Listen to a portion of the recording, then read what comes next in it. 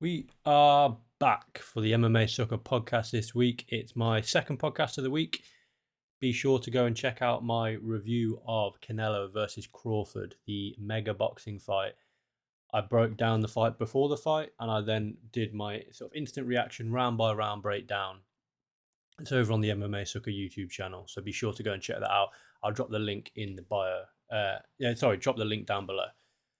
But this is my sort of UFC podcast for the week, my MMA podcast for the week. And for me, UFC Noche went down this weekend. Well, not just for me, for everyone. And the result was the card overall, sorry, it was okay. It was a bit going into it, I wasn't too hyped about it. The main event wasn't the main event that I wanted to see. I wanted to see Diego Lopez versus Yair Rodriguez. But it is what it is. We got Diego Lopez versus Jean Silva, and we got a great fight.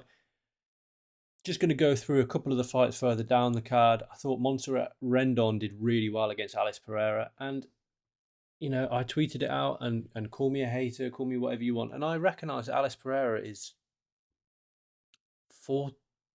19, I think 19. But I tweeted, I tweeted beforehand that I don't think that Alice Pereira is going to be very impressive at all. And then I quote tweeted my own self, which, I don't like to do. I don't like to blow my own trumpet, but I called it. It's almost like beating two people in fights that have been flagged for potential issues with legitimacy, as well as a girl with an 0-2 record and an 0-0 record, isn't great prep for the UFC. I wish the matchmakers would do their research. And it's getting really frustrating because you've got guys and girls coming into the UFC based on a headline. You've got Alice Pereira, for example, I think the youngest fighter on the roster, the youngest women's fighter on the roster for sure, at 19 years old. Amazing, great, but she clearly wasn't ready. She's this sort of seasoned striker who was shooting for takedowns in the second round against Montserrat Rendon. Now, with the greatest respect to Rendon, she's not the greatest fighter in the world that we've ever seen, but she got the job done. It was a split decision. I don't think it was a split decision. I think she clearly won the final two rounds. But I found that a strange one. I really did. Zachary Reese versus Cedric Dumas was a tough one to watch. Dumas got his tag removed for this fight and got kicked in the bollocks, and he was rendered unable to continue. It's a difficult one. It was 51 seconds into the fight. You've got to be pretty gutted if you're Dumas, but it is what it is. Tatiana Suarez beat Amanda Lemos 29-28 on all scorecards. Was it a performance that makes me think that she can get straight back into the title picture? Well, possibly. The title picture at strawweight with Weili Zhang moving up is a strange one. Like I said, you've got Weili Zhang moving up to face Valentina Shevchenko. She's going to hand her belt back to the division. You've then got the title fight between Mackenzie Dern and Vera Jandiroba. Now, somehow, and I don't know how, and I think it's amazing that the UFC have managed to get Mackenzie Dern into a title shot. That is what they wanted from day one. From day one, they wanted Mackenzie Dern to be one of the faces of the strawweight division and the women's MMA, and for the obvious reason. We all know why that's the case. She crosses over into, she can speak fluent Portuguese, fluent, and she's obviously fluent in English, and she has the potential to be a big star. They managed to shoehorn her into a title shot. Amanda Lemos isn't obviously in the title picture anymore, and rightfully so. Tatiana Suarez is now potentially next in line. What I want to see is, I want to see an eliminator for a title shot between Yang Xiaonan and Tatiana Suarez. Do I think that'll happen? I don't. Both women were comprehensively beaten by Zhang Weili. and we'll have to see what happens in the title fight I think it's in Abu Dhabi. I don't think any of those girls are good enough to. Well, I know for a fact that none of those girls are good enough to beat Zhang Weili, and I think Tatiana Suarez potentially gets another title shot after just one win. Um, she was, like I say, comprehensively outbeaten. Let me just check the scorecards. Yeah, 49-46, 49-46, and 49-45. She beats Amanda Lemos. She'll probably get another title shot, like I said. Alexander Hernandez continues a good run of form. Fourth straight win, second straight finish, called out Michael Chandler. I think that would be a fun fight. I mean, yeah, why not? Don't know if. Let me just double check to see if Alexander Hernandez is ranked. He should be with 4 straight wins, especially the win last time. He's not ranked at the moment. I imagine that he might sneak into the rankings and kick Mauricio Rufy out. I wouldn't be mad about that. I think it'd be violent. I think it'd be fun. Book it.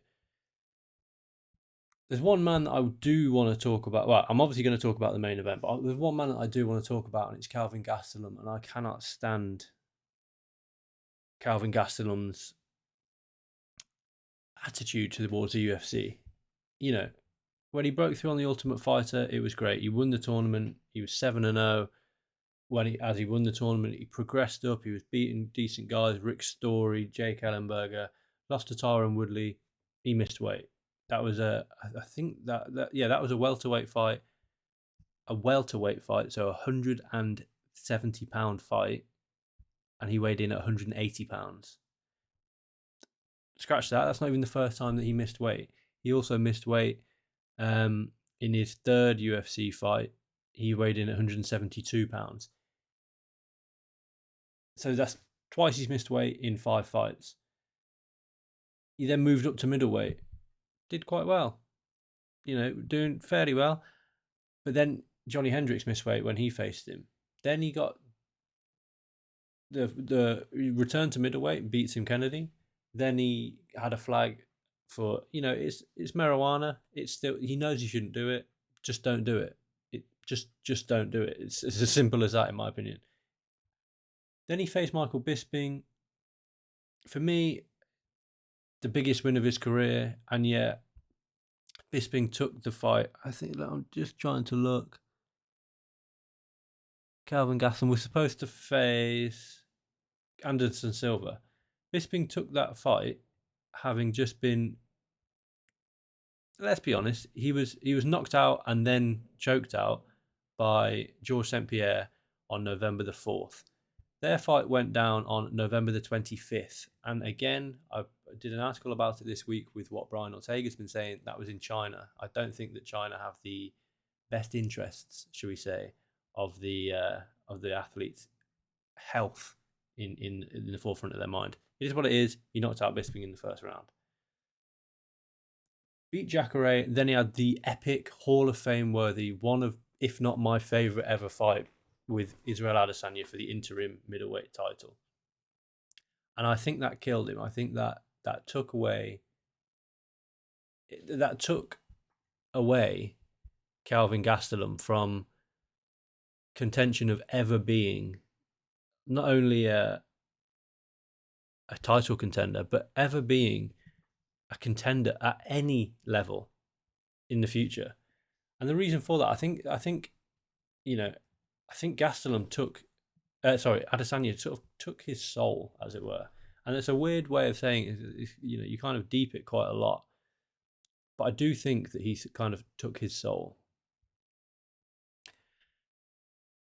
You've then got a couple of fights. You've got a fight against Jack Hermansson. You've got a fight against Ian Heinisch. You've got a fight against Robert Whittaker. Darren Till, Jack Hermansson, Heinisch, Whittaker, Cannonier. And then he begins this sort of next chapter in his career. And this next chapter in his career is a strange one for me. He's jumping between weights. He pulled out against Dricus du Plessis. He pulled out against Nassourdine Imavov. He then, continued to fight up at middleweight against Chris Curtis. He pulled out against Shavkat Rakhmonov. He lost and was battered up against Sean Brady. And then you've got the Daniel Rodriguez fight, and this is a fight that I believe that I spoke about. I can't remember if I spoke about it on a podcast or if I spoke about it on Twitter. I know I spoke with my good friend and former co-host Tim Wheaton about this. He was scheduled to face Daniel Rodriguez, and he was having issues cutting the weight. So the weight was changed, not from 170 where he'd agreed to fight at, or 171 because it was a non-title bout. Not then. It was changed to middleweight, so 185 pounds. So you're not only changing the weight, okay, you're struggling to make 170, 171.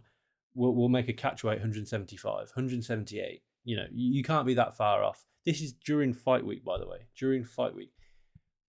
Gastelum, oh no, I can't do that. I'm going to change. I'm going to ask to change the bout to a middleweight fight. So 15 pounds over the scheduled weight. You had no intention of making the weight. Absolutely no intentions at all. That and this is for, and he won the fight. He beat Daniel Rodriguez by unanimous decision. This is a Daniel Rodriguez, by the way, who was coming off 2 straight losses. So 2 straight losses, and thank the MMA gods that he has now, turned that form around. He beat Alex Morono, Santiago Ponzinibbio, and Kevin Holland in recent times. But that could have cut him from the UFC. 3 straight losses is a tough place to be in. And he changes the fight to a middleweight fight on fight week, 15 pounds more than what Daniel Rodriguez is supposed to have been weighing for the fight. Daniel Rodriguez has been dieting for however many weeks, getting his weight down. Never missed weight, I don't think, Daniel Rodriguez. And if he has, I don't imagine that he's, ever weighed 15 pounds more than he should have. So Kelvin Gastelum, that for me, that's a weight miss. That's not a change of. He was going to miss weight. Daniel Rodriguez was well within his rights to say, no, actually, I don't accept the fight. You can miss weight, and I can have some of your purse. And frankly, if I was Daniel Rodriguez, I would have done that, because Kelvin Gastelum does not care about this sport. He doesn't care. He's not dedicated to this sport enough to even remotely try and make the weight, and it's beginning to really frustrate me. That was 2 fights ago. That was in June 2024. He then stayed at middleweight. He stayed at middleweight and lost to Joe Pyfer, in June of this year. So he's had a year in between fights to maybe get his sort of diet out, sort his diet out, and he didn't, and then he was booked against Dustin Stolfus this weekend, and he comes in and he weighs 191 pounds. So that's 6 pounds over the 185 limit and 5 pounds over the 186 limit for non-title fights, and he goes on to win that fight, a fight in which he was the favourite in beforehand. So now that's, for me, 2 weight misses in 3 fights. Brian Battle got cut for 2 weight misses in 2 fights. It's not like he puts on really, it's not like he's one of these guys that you cannot cut from the UFC because he's a stalwart of the UFC, and he puts on entertaining fights every single time he goes in there, and he could be in a title shot one time. No. He misses weight. He doesn't take the sport seriously. Like I said, against Daniel Rodriguez, he essentially missed by 15 pounds because he was never going to make 170. Against Stolfus this weekend, he missed by 6 pounds. That's not a weight miss. That's not bothering to even try. At what point during the week do you get down to, you're supposed to be weighing in at 185. At what point do you get down to, and I don't know the science, a lot of the science, I should say, behind weight cutting, but at what point do you just give up and stop trying? Because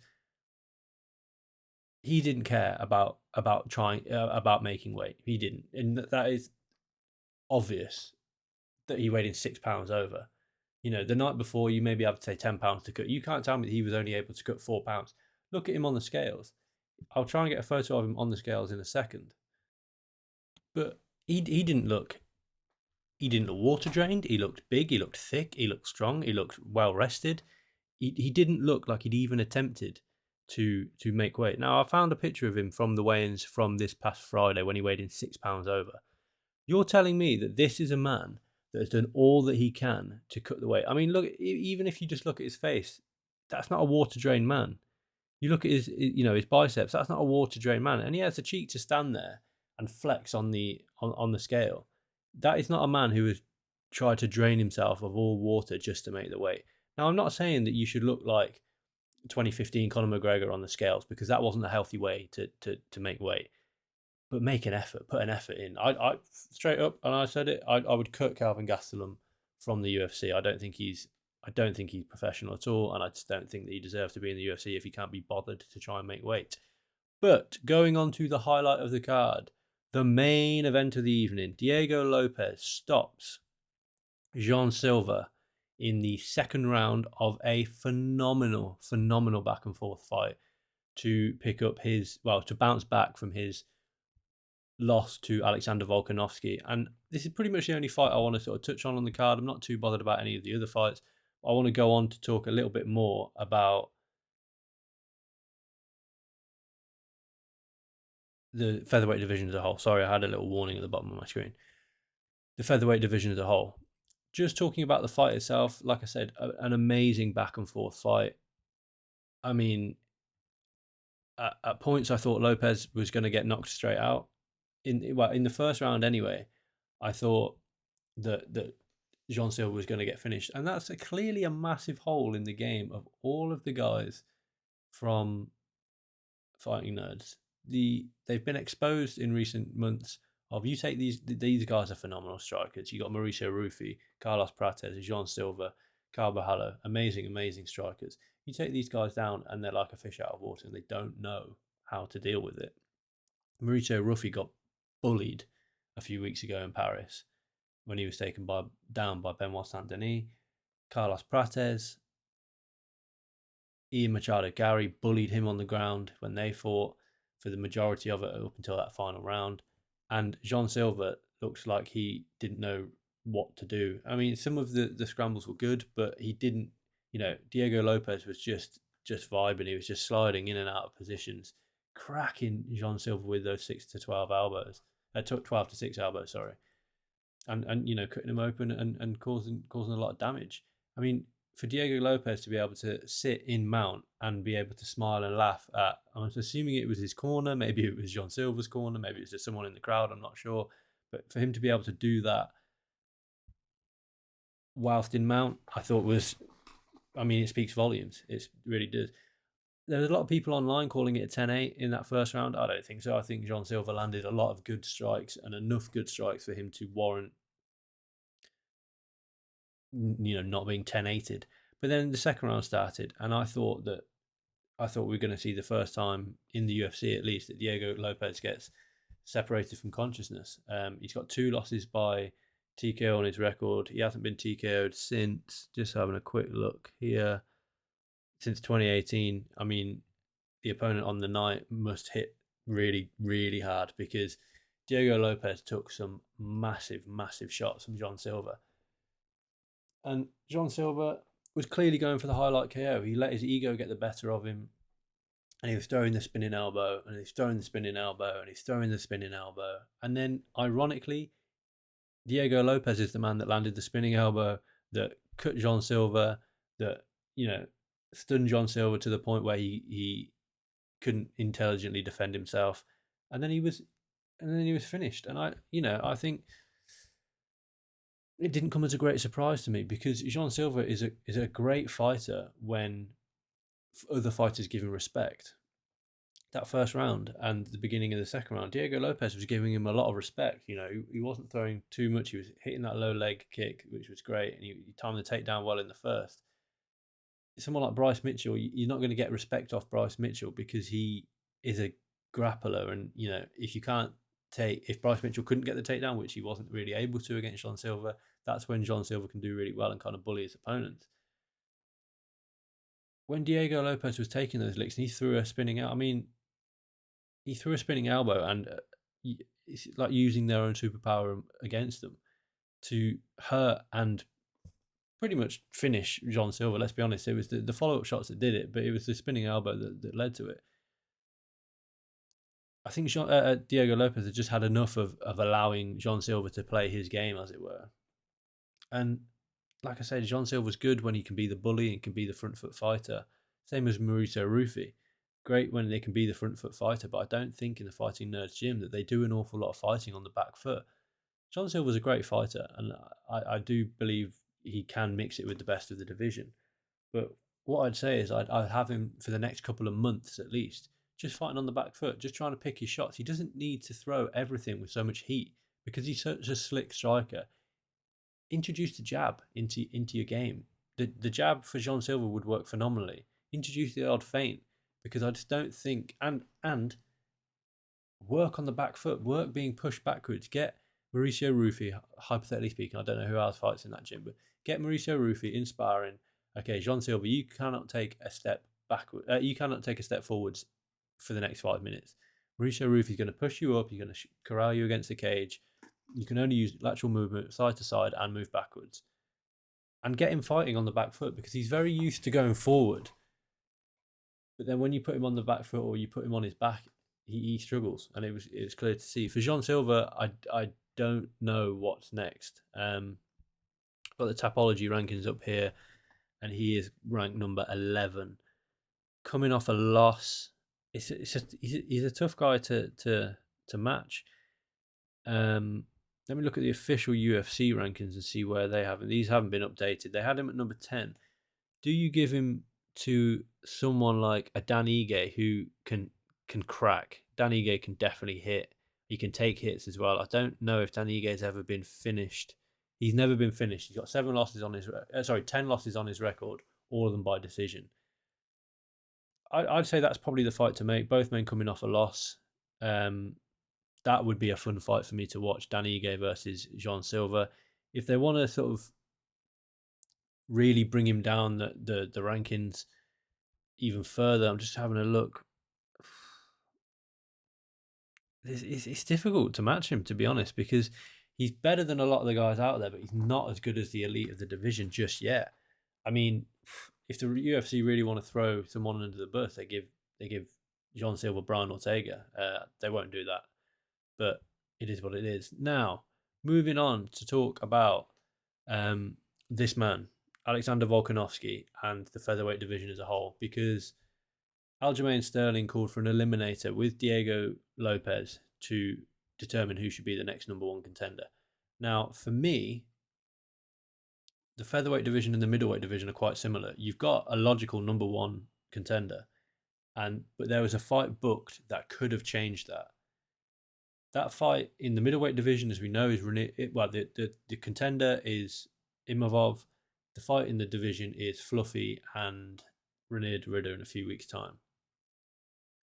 The logical number one contender for me is Lerone Murphy. And the fight that could have stolen it away from Lerone Murphy was Diego Lopez versus Jean Silva. In my opinion, I don't think Diego Lopez did enough in this fight to warrant getting an immediate title fight again, straight away. He lost to Alexander Volkanovski in April. That was his last fight before the Jean Silva fight, and he was well beaten in that fight. It was 49-46 on two scorecards and 48-47 on another. He was outstruck. He largely was just beaten by the better man. I have no problem with that. Alexander Volkanovski is, he holds the belt for a reason. He's the best featherweight in the world at the moment. That is because, as we know, Ilia Topuria vacated the belt and is now the lightweight king. But facts are facts. He is the featherweight champion for a reason. But for me, you've got four guys who I think you could all put in there with Alexander Volkanovski, and there could be competitive fights made out of them. Or sorry, 5 guys. The issue for me is that you've got 5 guys that could all make it. That's an issue as well as it's a good thing. It's an issue for me. The next fight to make is Alexander Volkanovski versus Lerone Murphy, probably in December. Now that we've had all the Madison Square Garden card title fights announced, and I think that's the fight to make: Alexander Volkanovski against Lerone Murphy. And the reason for that is because I think Lerone Murphy did enough in his last. First of all, he's undefeated in his career. He's 17-0 with 1 draw, which wasn't a draw. But he did enough in his last fight to warrant getting a title shot. And now, another thing that I think is extremely interesting is that they've built Lerone Murphy up to become a potential contender. He started off with, they've built him perfectly and he's done perfectly. He started off, the 3-round fights on the undercards of fight nights. Then he gets on the undercard of a couple of pay-per-views. Then he goes into, main card fighting. And then, he fought Edson Barbosa in a main event in the Apex. Then he fought Dan Ige, another great contender across 3 rounds. Then he fought Josh Emmett in another main event. Then against Aaron Pico, he made the statement that we needed to see from Lerone Murphy of that spinning back elbow knocking Pico straight out. And it's, as we always say, it's kind of built on holy shit moments. He provided that holy shit moment, and that's why he should be the next number 1 contender. And you can almost do, and it's a shame that we don't have the tournament style in the UFC anymore. But then you look at the 4 contenders: Aljamain Sterling, Diego Lopez, Mosvar Evloev, and Yair Rodriguez. Let's not forget about Yair Rodriguez, because he's rarely in the conversations, but he's got just as many wins on the bounce as Aljamain Sterling and Diego Lopez. 1 win on the bounce. For me, what I want to see is Aljo versus Yair Rodriguez. I want to see Evloev versus Diego Lopez rematch. And then the winners of those 2 face off each other. And then the winner of that gets a title shot. That won't happen because it will take far too long. Evloev, I'm not sure what he's doing at the moment. He's 19-0. With respect, he's a boring fighter. He hasn't finished a fight in the UFC. He hasn't finished a fight since 2018. He's been dominant, and he's slowly but surely sort of, increased the quality of opponent that he's facing. But it's not. They haven't been sort of. I mean, simply put, they haven't been entertaining fights. What I would say is that, Evloev, there's a reason that he hasn't headlined a card yet, because he's not a ticket seller. Evloev, again, with respect to him, because he's a phenomenal fighter, he's 19-0. He is a fighter that you go, what's going to happen. He'll start, he'll wrestle. You go to the bar, you get a drink, you come back, he's still wrestling, and he gets a unanimous decision victory. The reason I want to see him face Diego Lopez is because Diego Lopez took that fight on short notice. It was his UFC debut, I believe. And since then, Evloev has had 2 fights. He's beat Arnold Allen, and then he beat Aljamain Sterling since that Diego Lopez fight.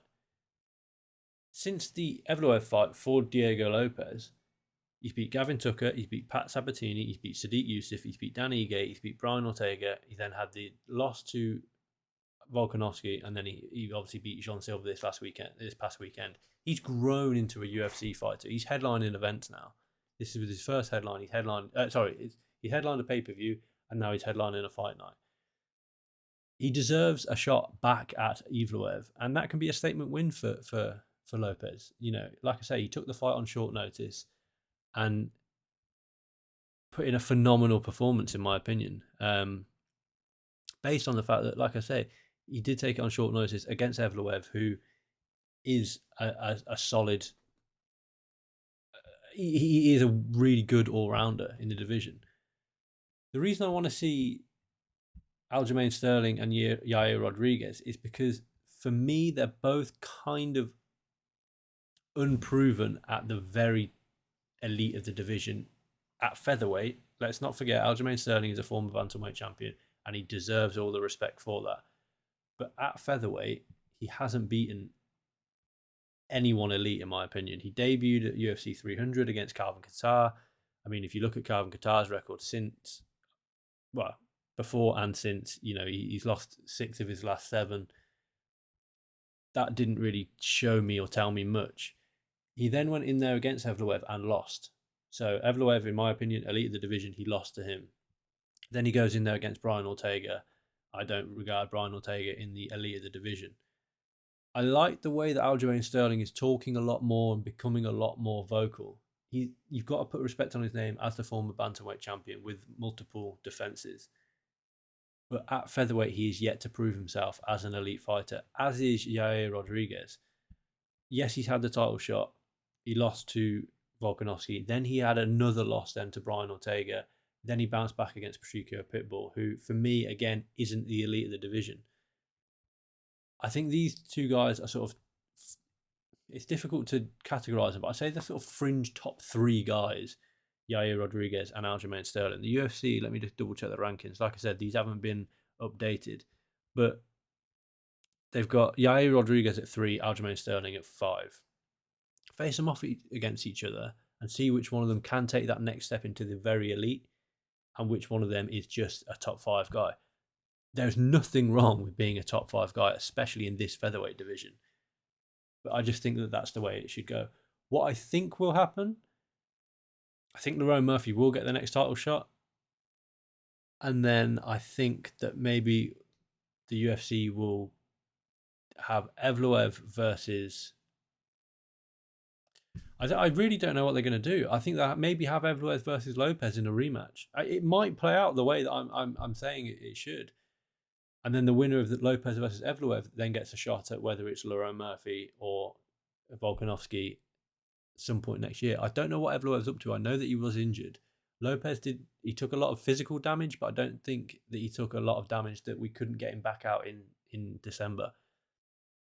If you're going to book that fight, book it on the same card. Maybe not as a co-main event, because I'd like to see 2 title fights in December. But have Volkanovski versus Murphy as the headliner.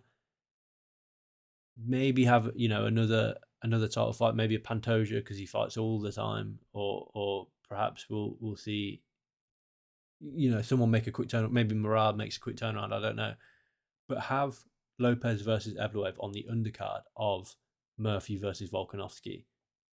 A, if someone gets injured in that main event, you've got someone to slide in. But B, you've got all 4 men competing at the exact same time, meaning that they should, in theory, be able to make the same turnaround and get back in there and fight. I think the featherweight division at the moment is fascinating. It did get a little bit stale when Holloway and Ortega and Yair Rodriguez were just getting constant title shots, irrespective of, who was coming up in the division. And, Ilia Topuria did breathe a breath of fresh air into that division. It's not Volkanovski's fault he's so dominant. It's not Holloway's fault that he was so dominant outside of facing Volkanovski. And it's not Ilia Topuria's fault that he didn't get the opportunity to become champ and go up and come down. It is what it is. But now the featherweight division is thriving. It's a fantastic division. It's a really good division. And it's a division that I'm excited to watch because, as shown this past weekend, they put on entertaining fights.